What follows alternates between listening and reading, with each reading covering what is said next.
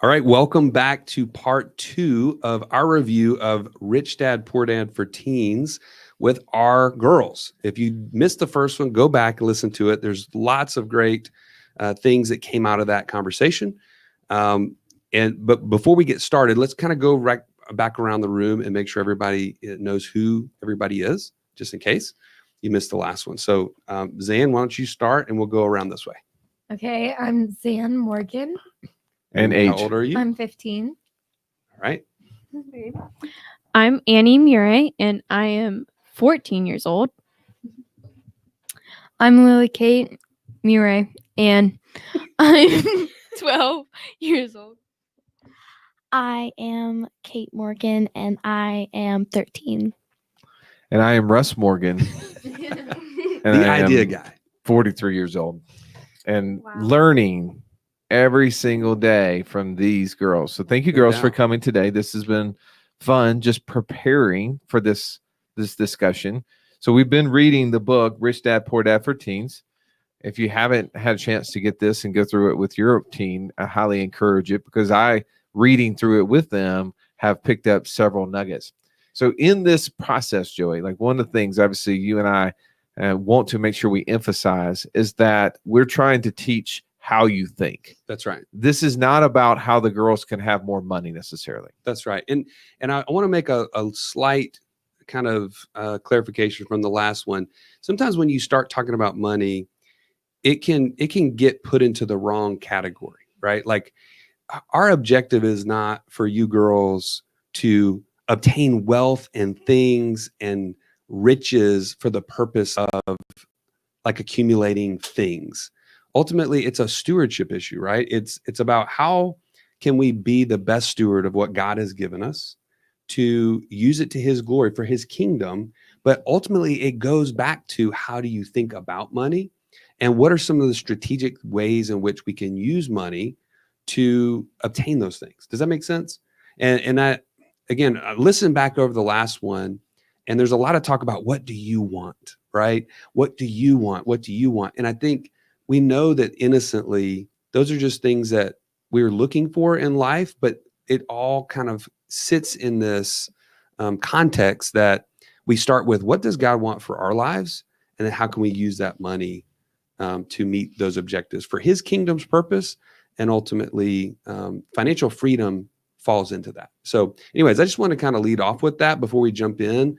And we're starting in chapter 2.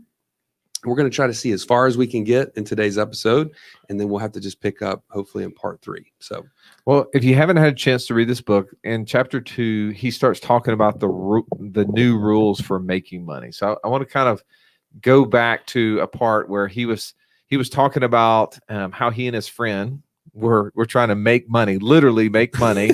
they created these little cartons and were pouring lead into them to try to print their own little nickels. They didn't realize that counterfeiting was illegal. Somebody probably should share that with our government. But in this kind of how to think about money and this process, he got you and asked the question, how do the rich think differently about money? So what would be a response, maybe Lily Kate, that something that you took away from how the rich think differently about money than maybe someone else? speak directly. Sorry.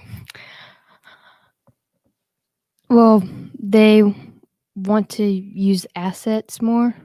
They want to use assets more. Okay. Annie, what would you say to that?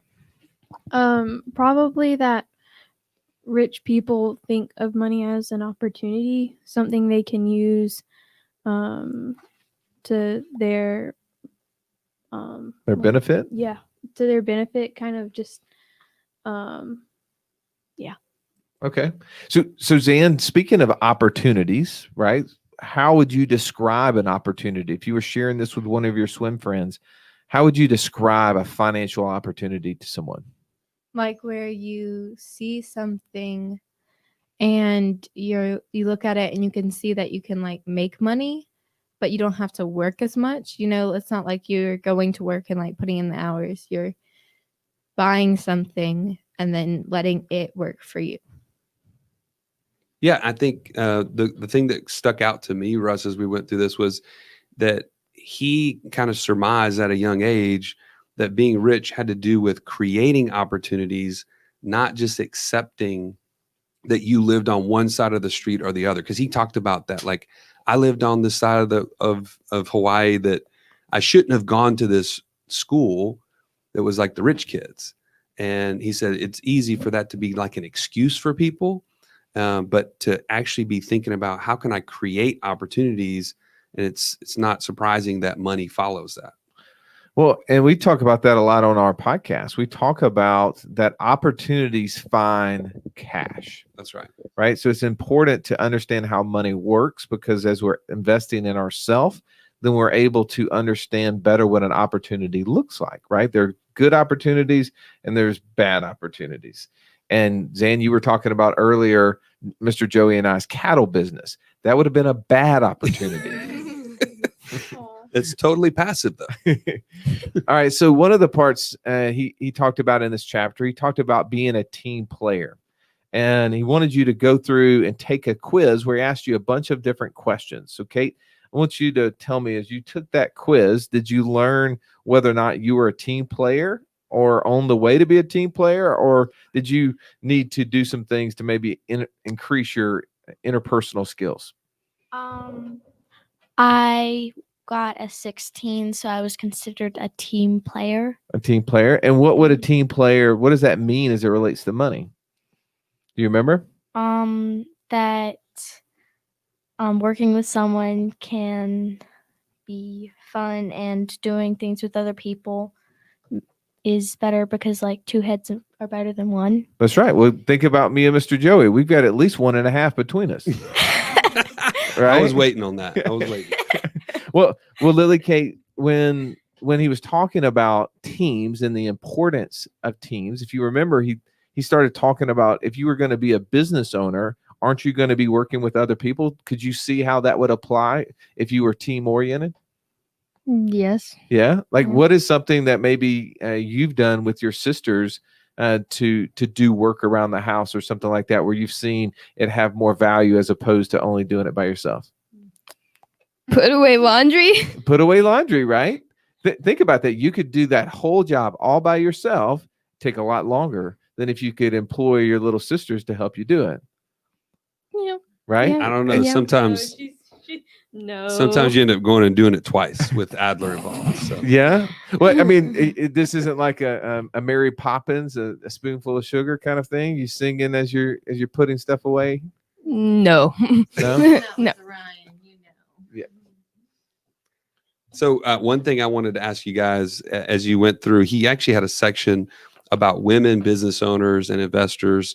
And he mentioned somebody has made more money than the Queen of England. Do y'all remember who that was? J.K. Who? J.K. Rowling. So do y'all know anybody by that name? Like, is Dad, that, it's the author of Harry Potter. I mean, that's pretty impressive, isn't it? What did you think whenever he said that? Kind of believed it with all the movies and merch and stuff. Merch. Gotta have the merch. I mean, I yeah, wasn't really surprised. you weren't. Anyways, I thought that was pretty cool. It was really cool. I mean, obviously, this is important to know that you can make money, right? We were just watching a movie just the other day, Little Women, and they were talking about, that concept. It is not, money making is not only in the man's domain, right? And I think it's a beautiful thing for you girls to be learning how this works, because money creates independence. It gives you an opportunity to not only be free from working and other things, but being able to support yourself. And I think that's a thing that we all could value from. So Joey, one of the things that Robert Kiyosaki talked about in this book is that they originally he and his friend Mike went to work for Mike's dad, and they were working at one of his little gas station, little superettes or whatever. Yeah. And they were stacking cans and dusting cans and putting them away. And he talked about what a boring job this was. And he was getting paid 10 cents an hour to do this job. And he thought that he was going to be learning something. That's right. And he didn't realize this was a Mr. Miyagi moment. Yeah. This was a wax on, wax off, and he didn't understand it. So girls, he got frustrated, and he went to his friend's dad's house, Mr. Mike, and he sat in line with all the other employees and people who worked for Mr. Mike. And at the very end, he was the last one to be called up, and he was so angry. He walked into the room, and what did he tell him?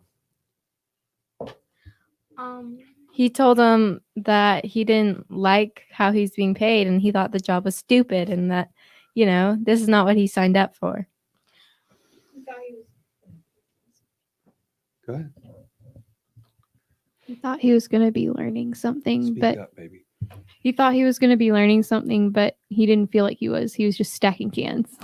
So he didn't think he was going to be learning something. What though was he learning? What was something after that conversation? His dad, Mike's dad, was actually not upset with him that he kind of released all this frustration. He told him something. He told him there was a lesson behind what was happening. What was that lesson? Do you remember? Learning about like opportunities for things, like how it's not always going to be easy, maybe. Okay, but I think there was something else in there that he was trying to share. What was that, Annie? It was to work to learn and not to earn. Work to learn and not to earn. That's pretty interesting, right? Can you imagine if you were sitting there and you're like, well, wait a second, I thought I go to work to make money. And he was saying, no, that's not the case. And he gave an analogy of how this donkey could have a carrot, how the owner of the donkey could put a carrot out in front of the donkey in an effort to try to get the donkey to keep moving as it was plowing a field or something. It was carrying a wagon behind it. Yeah. And what was that image that he was painting there? Like, what lesson was that, Lily Kate, whenever he was pointing out about the donkey and the carrot? That people are like trying to reach their goal, but they can't. Like, they never quite get there? Yeah.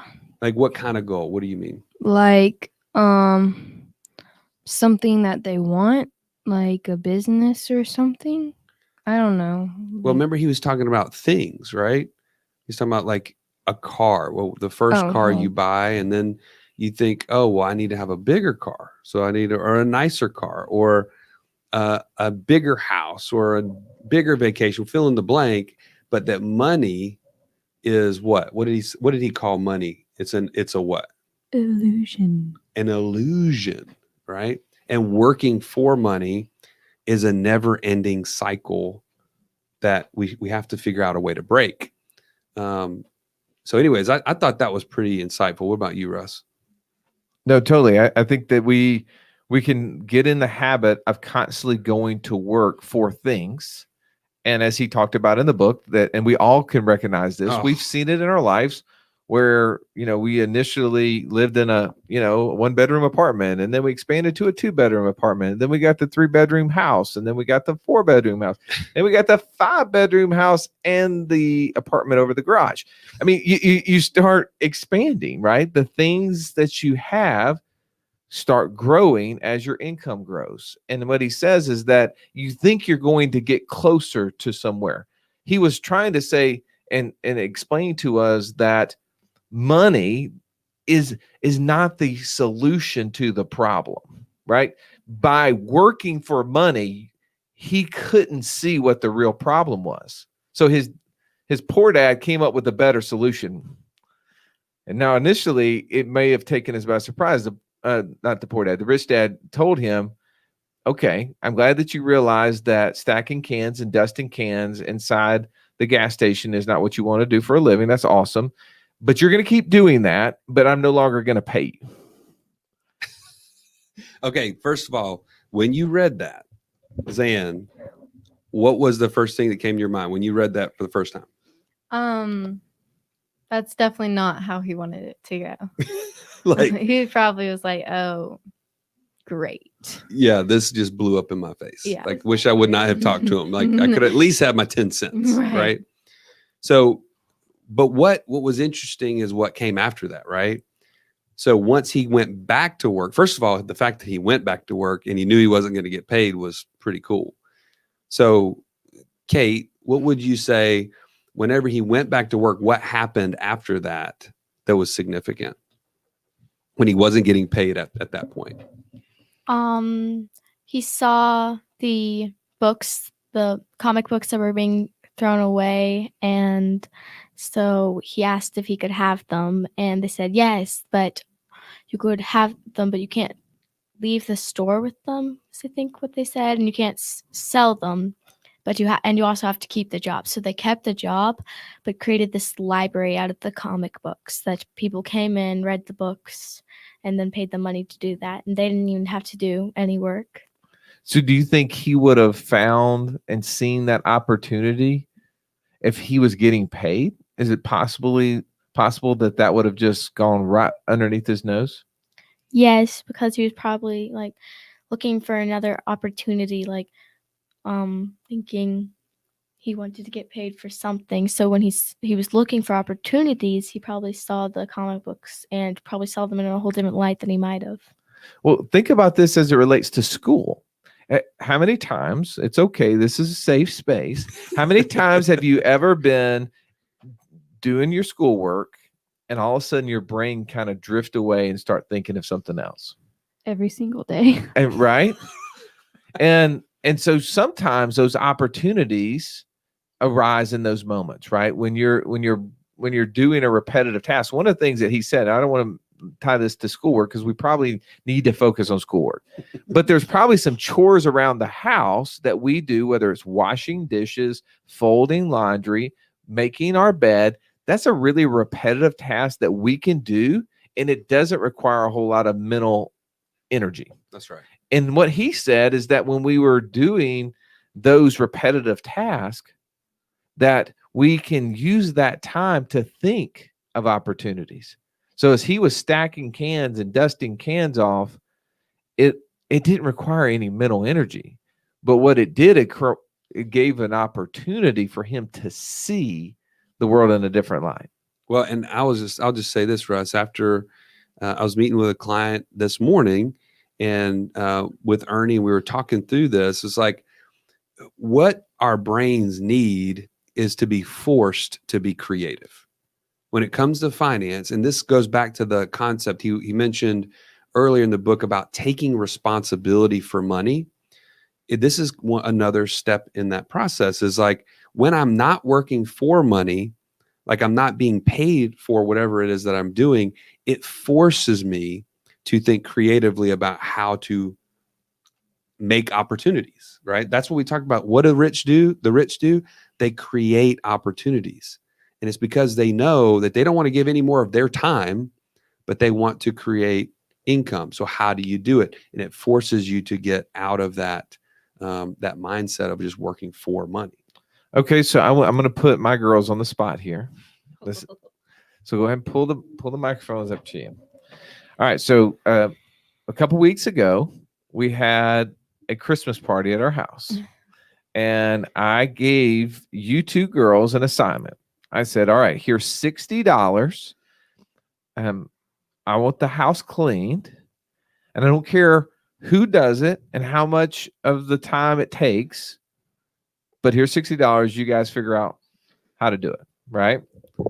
And so let's talk through that example. What happened in there? Who did the job?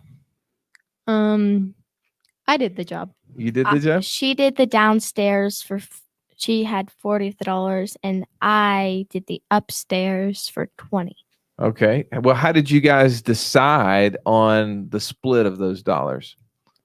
The downstairs is more to clean, so Okay.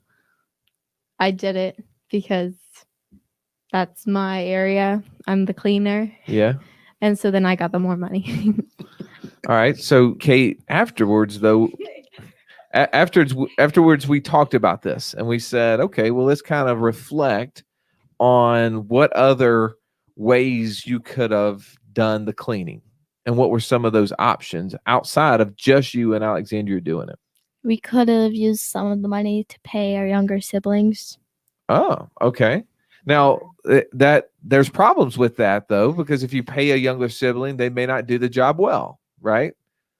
Now, but if they also do the job, then that's a way for you not to have to do it and still get paid, right? So one of the things I want to bring up in this, and it was a small lesson, and by the way, I would have failed it too, is we cannot be the only one working for money. If we're the only one working, there's a limit to the amount of time that we can do a job. So the further we can spread out, the better. So I want to kind of like, as we go into creating money, he says there's 3 types of money. The first type, and we're just going to use this example of cleaning the house. The first type is earned income, right? But the second type of money, Lily Kate, would be what? What's another type of income? Passive income. Passive income. So in that example, that would have been where if you guys would have hired out the whole job, Kate and Alexandria, to your younger siblings, then they working for you, that money would have been passive in nature because you didn't have to actively work for it. The third type of income, Annie, is what? Portfolio income. Portfolio income, right? That'd be like if you invested into a company who did cleaning and it produced an income for you. That's right. Right? All right. So we talk about this in light of cash flow because it's important for us to see how do we create money. And he says in order for us to understand money, there's 2 types of things that go on a financial statement. What are those 2 things, Alexandria? Do you remember?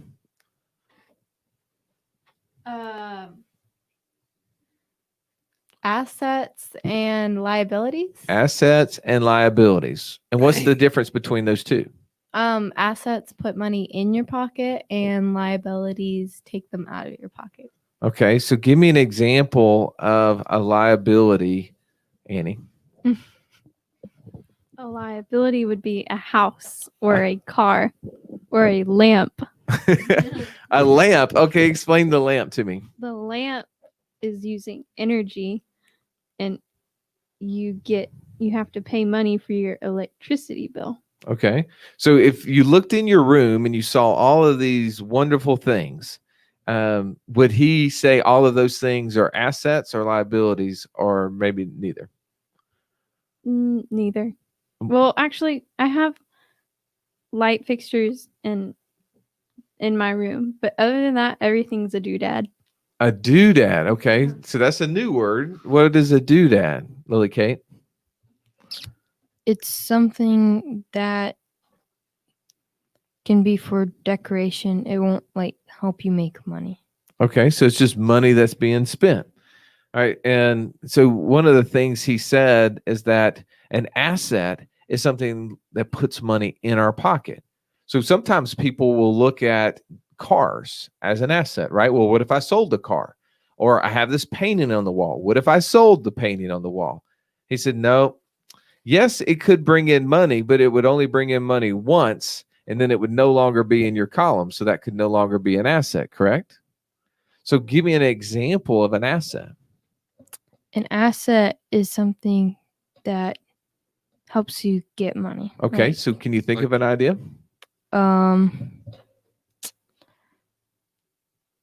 Like a restaurant. Okay, so if you Kind owned of. a restaurant and others worked in the restaurant and brought in money for you, that could be an idea. Kate, do you have any ideas of what an asset could look like? Maybe a house, like a rental house, A rental house? like what y'all have. Yeah, so you could have a rental house. You could even have the rental house to be turned into a short-term rental, right? Where people are renting it through Airbnb and VRBO. That's right. Zan, you have any thoughts on that? I know you've been going through the training on short-term rental mastermind. Yeah, I mean, just come to me with all your questions. I can hook you up. The expert over here. Yes. I love that. Well, so when you think of that, girls, he's covering a lot of different things, but he showed a diagram of how your financial statements can work. So Annie, I think you actually took the time to fill out a financial statement. Just what were some takeaways that you had from doing this, and what were some of those items you put on your own personal financial statement? So, for my financial statement, I had an income statement and a balance sheet.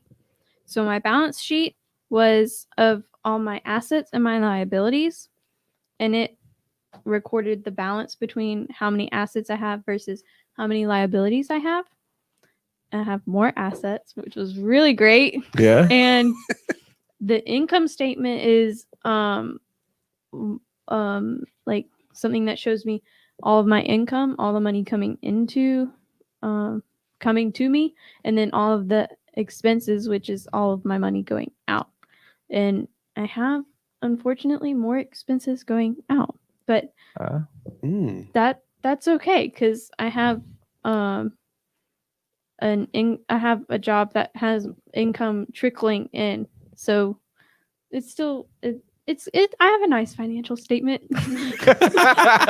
I mean, Joey sounds like it's strong to quite strong over there. Oh, so strong. What But hold on now. What was one of the cool things I was telling Russ that came out of our conversation when we were talking about this chapter was the fact that you guys didn't even realize that I had started life insurance policies on you, and that is an asset that you will own for the rest of your lives, that you'll be able to use to purchase different things, to start businesses potentially. And that's how you can start to think about using that money to create opportunities. Mm. So what was your thought, Lily Kate, whenever you heard I had bought a life insurance policy for you?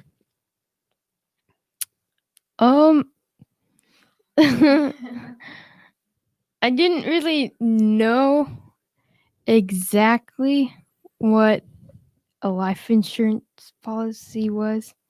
And then when you explained it, I was kind of like, I'm getting money. And it's for free.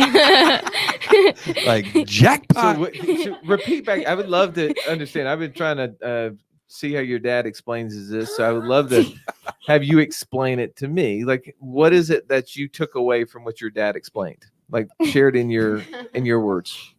He gives me free money like every month. He puts money in there every month. Okay. Yep. And what does that do? What's happening in there? It's building up. Okay. Yeah. And can you use it for things in the future?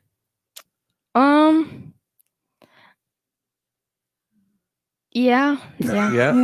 And he's over here saying yes. What did you take away then? Obviously, this was all new information, and it's okay. Your dad's not that great of an explainer on this. So Hey, just, I'm way behind, is what I realized. He Okay, did way really behind. well. He did really well, actually. At first, I was like, an insurance policy, cool. Yeah.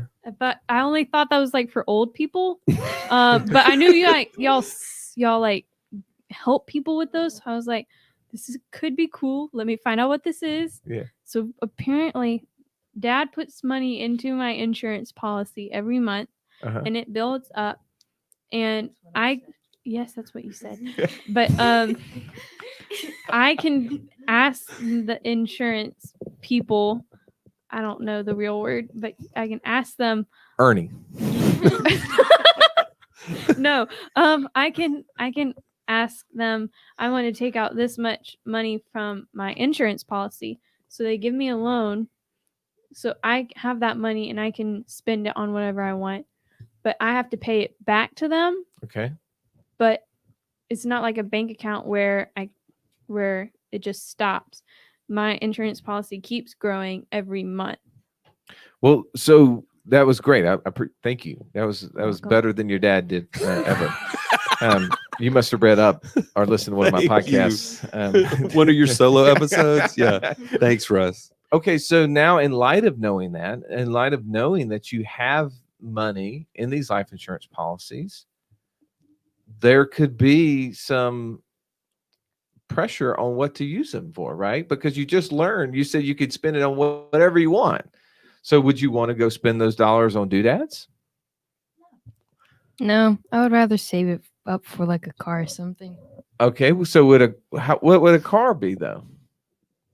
I mean, it's a liability, but it's Ah, more than Oh, it's, like candy or something, you know? so it's better than candy. Candy's consumed all at once and worthless. But actually becomes a liability, I guess, because then you go and see a dentist. And then you get cavities and then you scream with horror. That's right. But you buy a car and it's a liability. Liability meaning that it's going to take money out of your pocket. Even if you pay cash for it, you have the loan repayment back to the insurance company. You have the gas. You have the insurance. the insurance on it, right? So when you were reading through this chapter, Kate, did you like come to the conclusion that, man, there's a lot of money that comes in, but there's a lot of expenses out there? Yeah, kind of like. Does it Well, give I you don't really- does it give you any perspective into the amount of money that mom and dads bring in and spend for us to live on a monthly basis? Kind of. I had never really thought about it before, but it kind of like, oh, okay. Like all the stuff that I started thinking about y'all paying for. But yeah. Zan, what were some of your thoughts from that chapter? It's just I don't understand why we have to pay it back. Why don't we just get our money and then it keeps on growing, but it doesn't. Like we have to pay them back.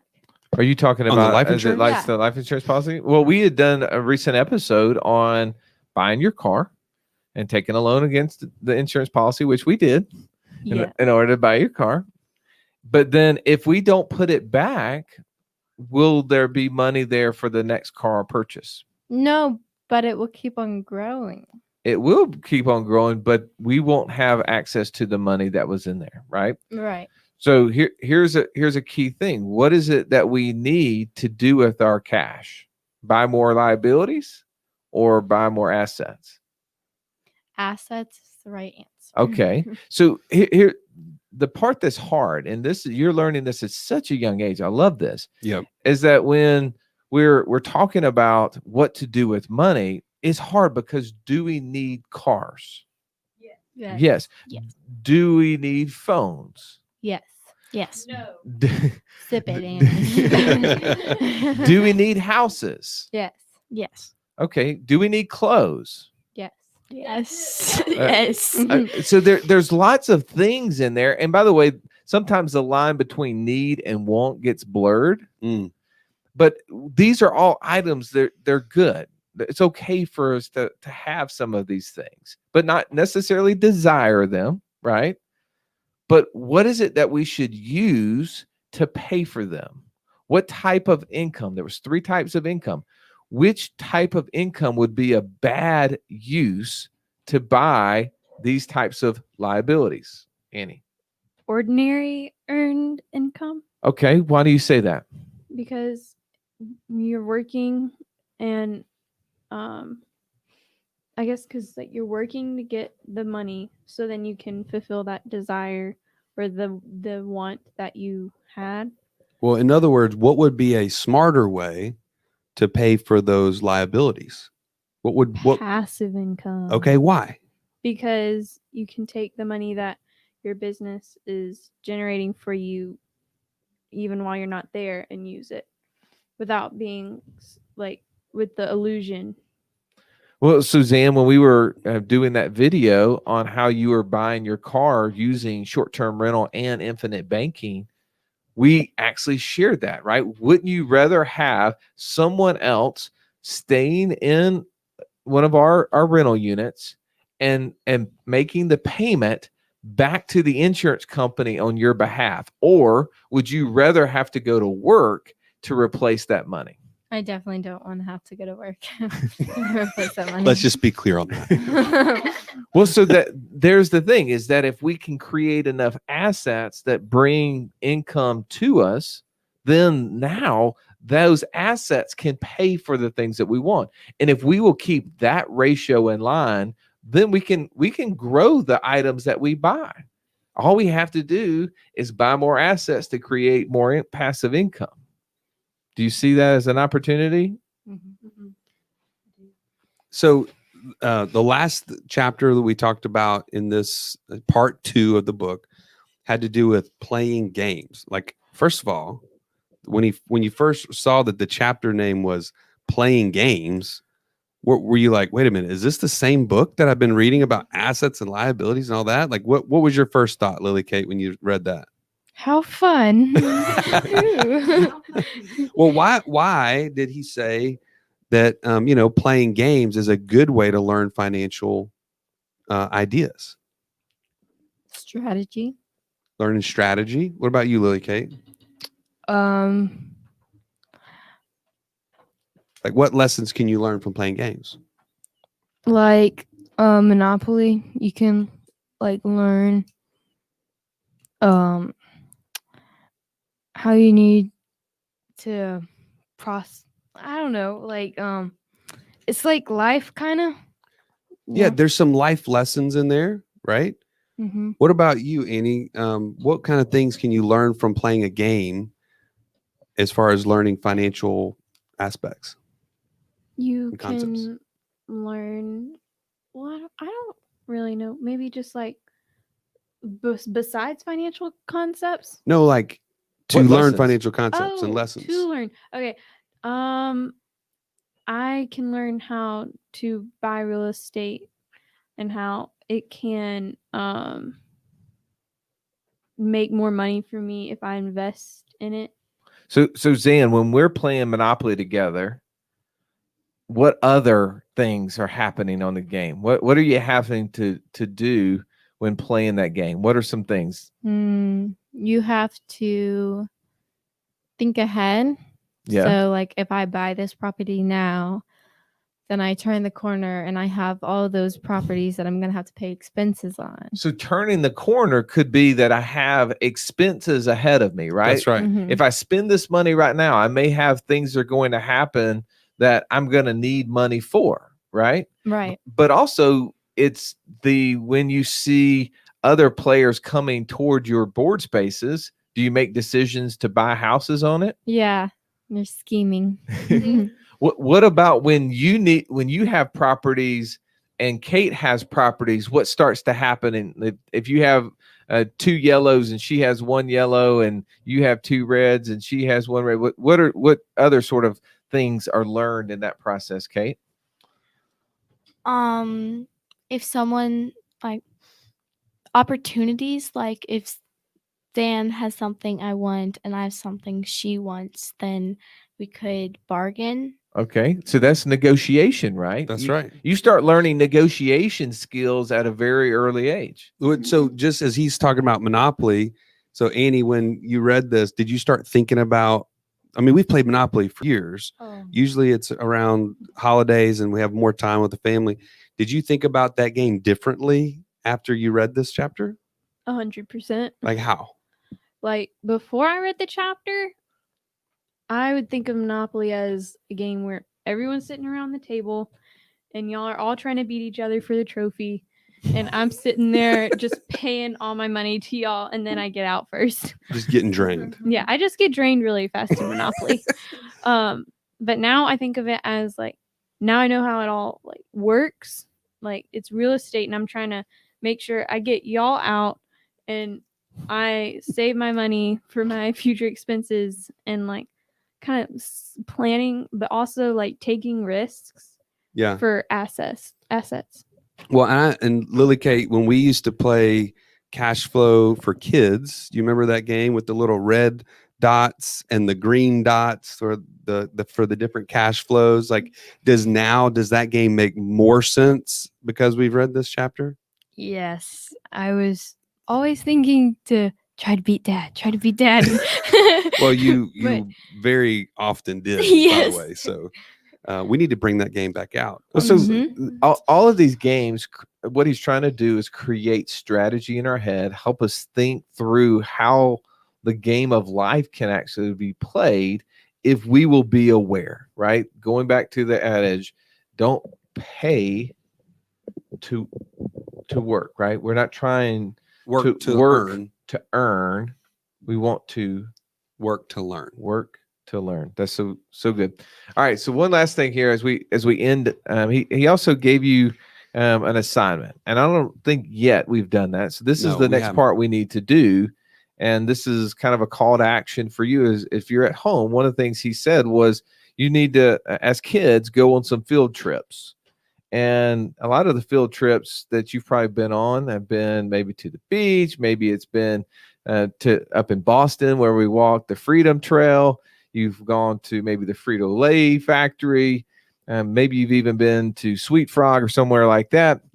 But he gave a different type of field trip. So really quickly, out of the list of items that he gave as potential field trip places, I would love to know which one of those that you guys want to do next. All right. Do you guys remember what list he's talking about? I'll give the rundown real quick and you guys pick. So you can ask your parents to sit with them while they pay their bills. You can ask us to sit with us to look at our financial statement or to create one with us. You could create a grocery budget and menu plan for the week and actually do the shopping. If one of us is buying a car or a major household appliance, you could go with us to ask us questions about how we came up with the decision. And if we decide to pay cash or finance the purchase, you can ask us about that. Another one, well, I'm not going to tell you that one. He said your parents take you to a stock brokerage firm. You know that would be like, That would be a criminal offense. yeah, we don't do that. You could go to McDonald's and you could carefully think about all the different financial players in that business. How they We make don't their do that one income. either. Yeah, we'll just Go to Chick-fil-A. we'll put Chick-fil-A in there. And then you could also Definitely go Chick-fil-A. to an apartment building and do the math. Look at the number of mailboxes, count how many apartments are in the building, and then estimate how much average rent each tenant pays per month.